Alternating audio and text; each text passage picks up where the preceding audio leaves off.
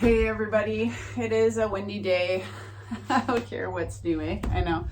But it is just after work and I have a lot to do. It is not even, it's it's May 18th, but I've got plants that need to go in the ground, whether they like it or not, whether I like it or not. I need to just do some stuff just to do it. Whether it grows or not is irrelevant at this point. I have some stuff that I've hardened off, my brassicas, my lettuce. I'm really behind with a lot of stuff, but I don't know, for some reason this year I'm just like, meh.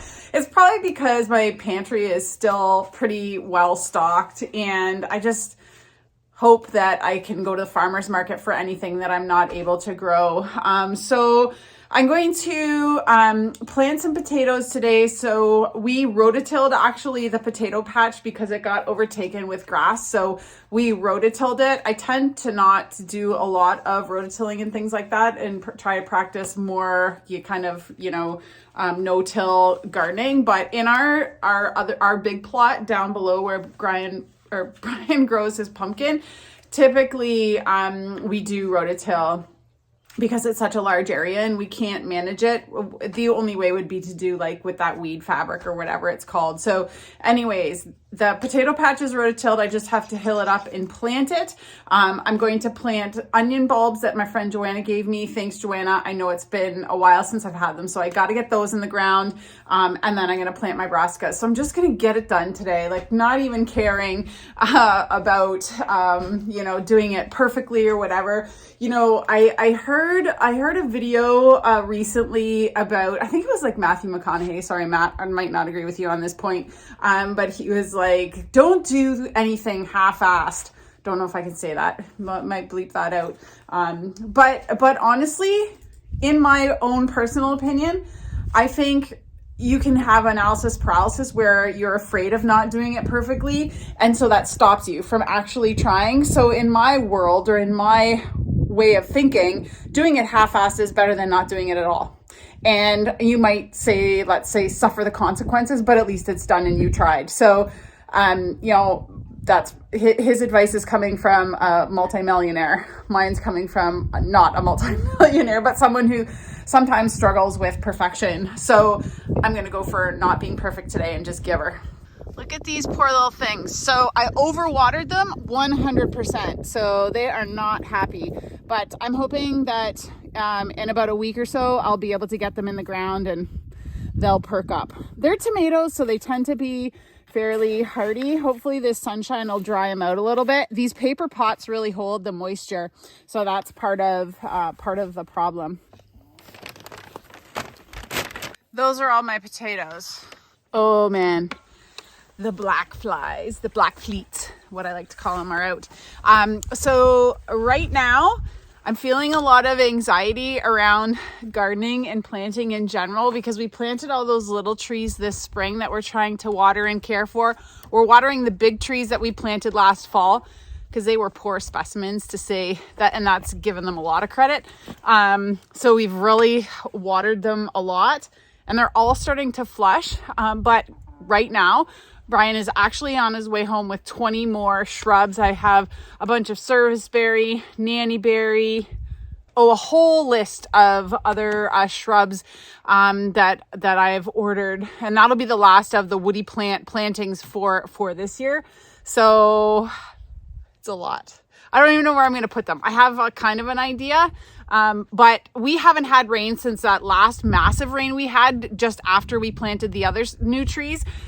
So we need rain in a bad way. So maybe tomorrow night and Saturday we're forecast for rain, which is amazing. We need it terribly. That's what tends to happen. We get these early spring rains and then nothing. So we've been drawing water from our big 10,000 liter water tank. But yeah, so let me go get some tools and let's get going. I also have to report that we had a hard frost last night. It was -2 or -3, and it toasted some of our blossoms. So it'll be interesting to see if any of these make it, which completely sucks. Here comes the delivery. Where am I putting these? Right here. I'll move them after.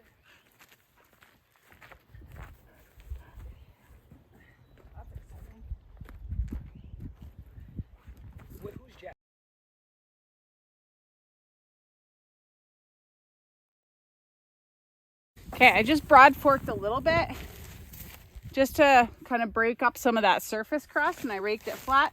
My peas have come up. The other, what is that? Spinach and lettuce is coming up. So we're gonna have food. She wants in. Hey, you want to come in, don't you?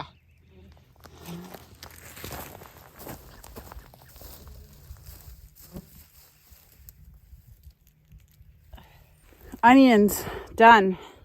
Next, brassicas.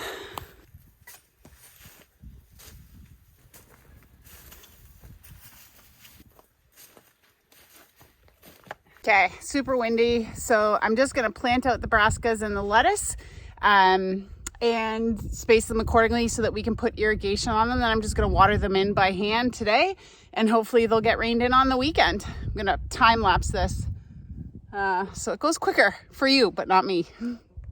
I have lettuce coming up everywhere. I don't know if I had lettuce from seed, but like lettuce everywhere. I'm just like munching out here while I'm planting. It's pretty awesome. So in that bed, I put the kohlrabi, the Brussels sprouts, and the broccoli. And then in this bed, I'm going to put the kale and the cabbage. And I don't know if I'm going to have enough room. So if I run out of space, not sure if I'm going to start another bed or not, because I still have to put the lettuce in. But I'm actually going to put the lettuce in with the spinach and lettuce bed over there. So yeah, here we go. That's good. I have some growing in the compost too that I've been munching on. Oh, that is really good.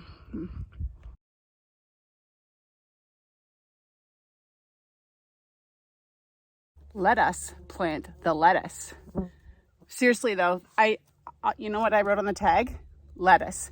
This one I know is butter crunch. It's my favorite. It's really the only one that I care. And this is arugula. So it's the first time I'm growing arugula too. One of the other things I've been thinking about as I slave away in here. The other day I fell down the stairs. My sock just slipped and down I went. And at the time I was like, ooh, but I kept on going and I'm feeling it today. Must be getting old. Ugh.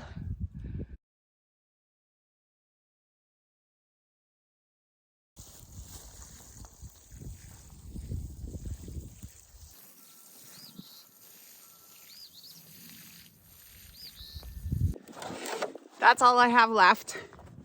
I'm not planting them. I'm not starting a new bed for it. But I have to go in and feed the dogs and myself. And I'm gonna have to dig deep to get these potatoes planted. I am tired. I'm feeling it.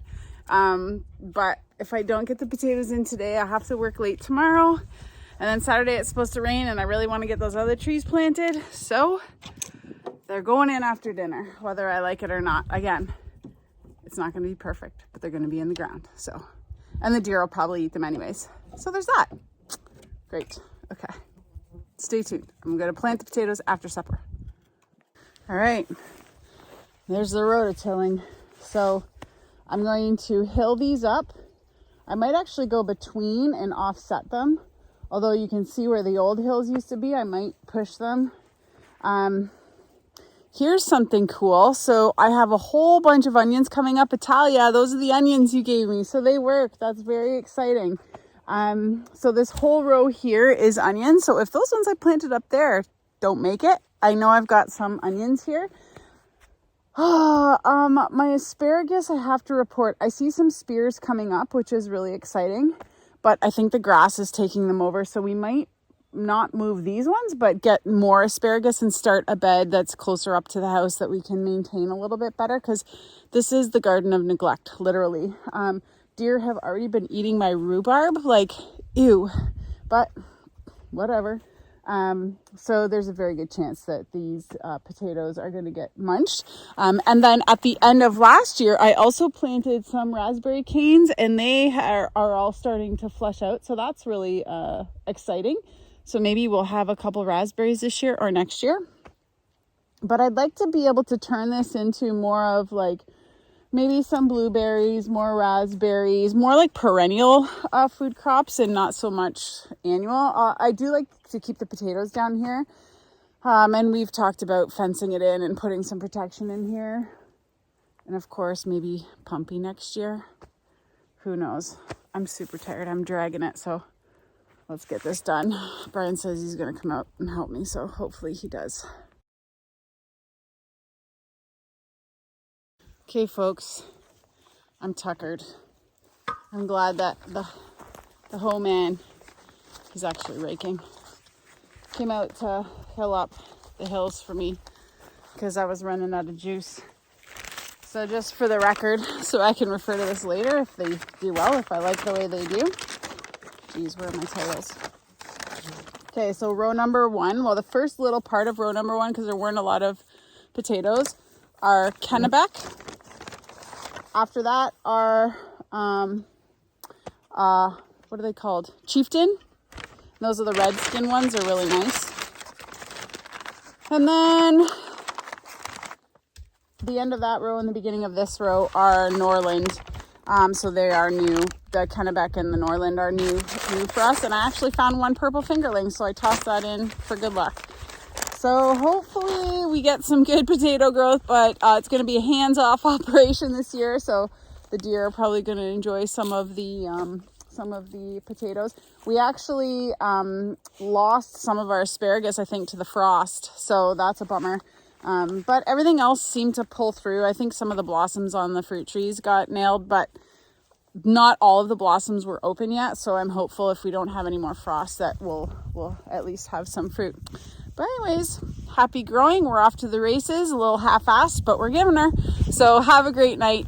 Thanks for watching, and we'll see you next time.